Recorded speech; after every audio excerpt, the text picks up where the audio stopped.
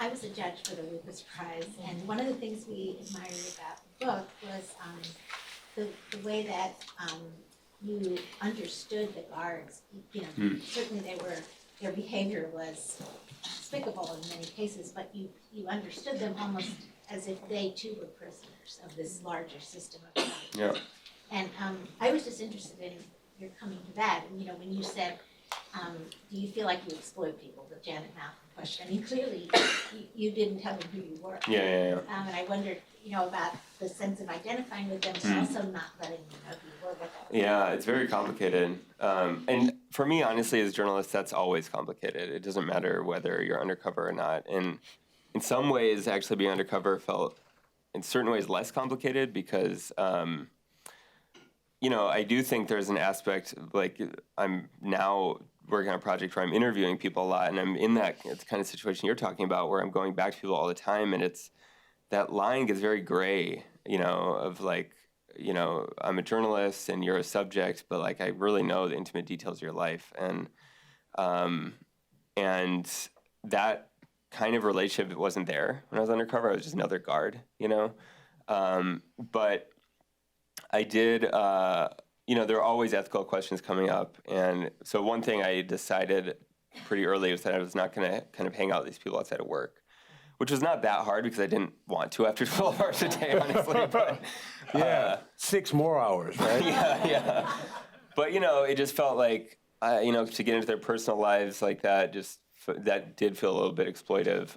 I did another undercover project with a right-wing militia, and I was in a situation where I was at a training with them, and they all went out to dinner after, and I went, but as soon as I got there, I was just like, this doesn't feel right. And, these aren't necessarily people I like, but I left, But to your other point, this was one of the things that really surprised me was that just seeing how much the guards were exploited by this system. And I don't think this is true across the country, to be clear. I mean, like California, for example, guards they make so much money, and it's very, very different, But these were people. They're poor people from the town. There's a lot of single moms who just needed health insurance, and they're making $9 an hour, working a horrible job. And they're only doing that because they feel like they have no other options. And, so the companies, it's also making money off of them and their pain and suffering. And, they commit suicide at really high rates, guards have PTSD rates are higher than Iraq war veterans, So it's not like nobody really wants that job. Sorry, another question for Shane, but you didn't talk that much yet about your own experience having been in prison and how that informed your approach to the project. So I'd been in prison in Iran for 2 years. It's a long story, but I guess people ask me that question a lot, and it's hard to answer because that's part of my life, so I don't really know, I guess. But I guess one way to answer it is that when I got out of prison, so I'd been reporting in the Middle East, and I thought I would go back to the Middle East, and then I kind of just really got pulled into the American prison system. It started because there was a huge hunger strike happening in California. There was like tens of thousands of prisoners hunger striking to protest the use of long-term solitary confinement. I'd been in solitary, I'd been on hunger strike, so I was kind of drawn to this, and I ended up spending like 7 months investigating that, our use of long-term solitary, and we have people for 10, 20, 30, 40 years in solitary here, 80,000 people. And that just that opened the door, and then I just kept getting deeper and deeper into our prison system, and the decision to go undercover and go back into prison was, it was really about, it was kind of prompted by the fact that it's just, reporting on prisons is really a pain. It's really hard. It's hard to get access. It's like you can write prisoners, but there's just so many barriers. And I think after having been in prison, I wrote about that experience, and I wanted to be able to kind of get at that level as a reporter, and have those nuances that you just can't have by looking at documents or having letter exchanges with people. Quick question about the two historians. I'm just wondering in writing about the Fugitive Slave Act and writing about Locke, did you find yourself up against some particular paradigm shifts in your own minds? I'm thinking about Locke, for example, and his relationship with W.E.B. Du Bois. What shifts did you find that basically challenged your own framework of assumption? Mm-hmm. And I'm also curious about, with the Fugitive Slave Act, how things that we recognize as that people consider history, oftentimes are tropes, oftentimes are assumptions of what history is. Like, for example, when Donald Trump refers to Robert E. Lee and puts him in a certain framework. Just wondering if you found watershed events like the Monroe Doctrine, if that had a particular impact on the way you saw history in the context of the Fugitive Slave Act, and then I hope I'm not asking too many questions, but I'm just really talking about paradigm shifts in your own mind about history versus revisionism and versus tropes. Yeah. It's interesting. I was thinking about all of the projects up here that, this notion of fugitive is kind of a trope through all of them, I mean, people who are basically on the run, either from their lives or from their past or from their shoes, I guess. I mean, they're trying to escape something that is causing them pain, which then sends them into, a whole nother different reality. And then they have to adapt to that reality, as you had to adapt that reality being the Guard. I mean, that fugitive nature of the stories that are being told, the compelling nature of the fugitive, I think. And Locke was a fugitive because he was always running from a kind of exposure. He was always worried that people would find out something about him that would then destroy him. And throughout his life, I found that there were all these secrets that he was hiding, and he was constantly trying to cover them up, like the fact that he didn't get a degree from Oxford when he was a Rhodes, and he claimed that he had, and then he, in the 1930s, woke up at 4 a.m. in the morning and trying to write as to why he had to tell the lie. You see, I mean, it was so that they're running, yet they're being pursued, and so how are we being pursued? So that was one of the things I had to really kind of grapple with, and in terms of Du Bois.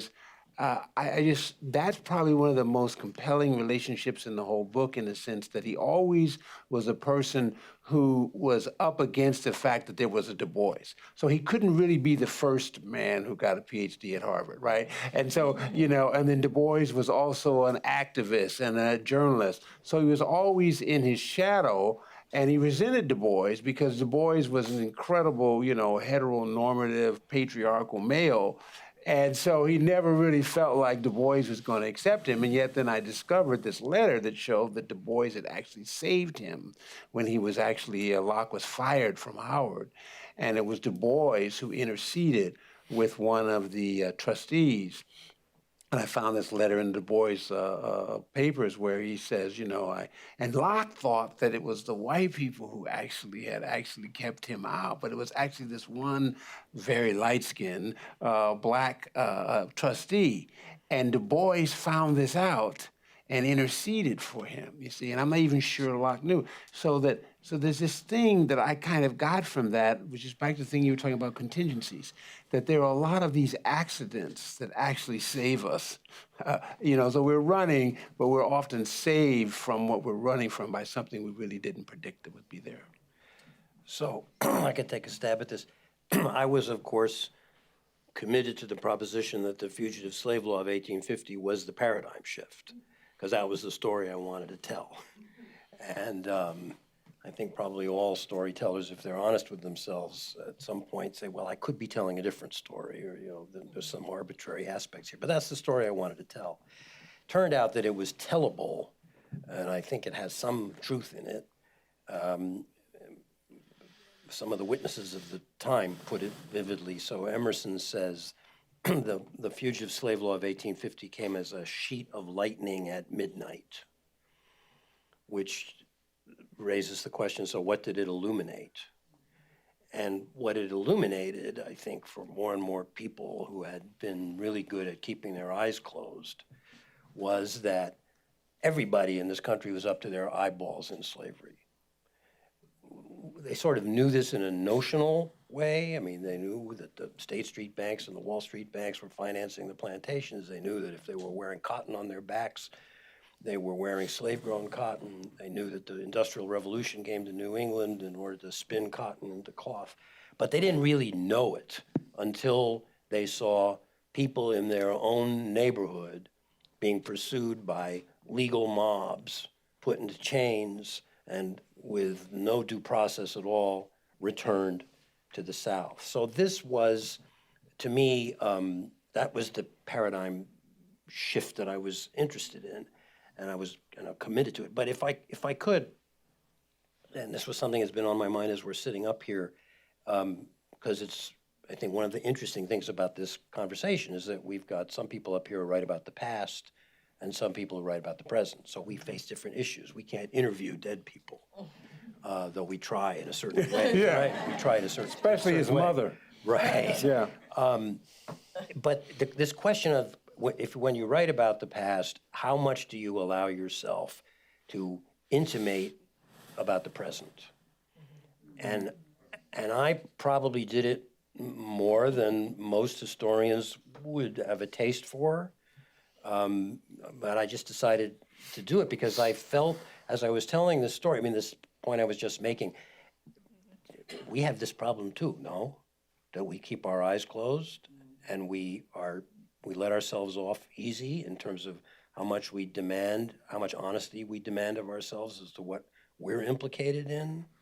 So I was writing about these people, I was judging them, I was saying they woke up, they were to be admired at one point and to be disapproved of at another point, but it was impossible not to think about ourselves and the world in which, and there were a lot of aspects of the story I was telling, sanctuary cities, undocumented immigrants. In a sense, I was talking about the first Black Lives Matter movement, and I didn't want to let that become too overbearing because the past is, as we say, another country, but I didn't want to let it not be there either.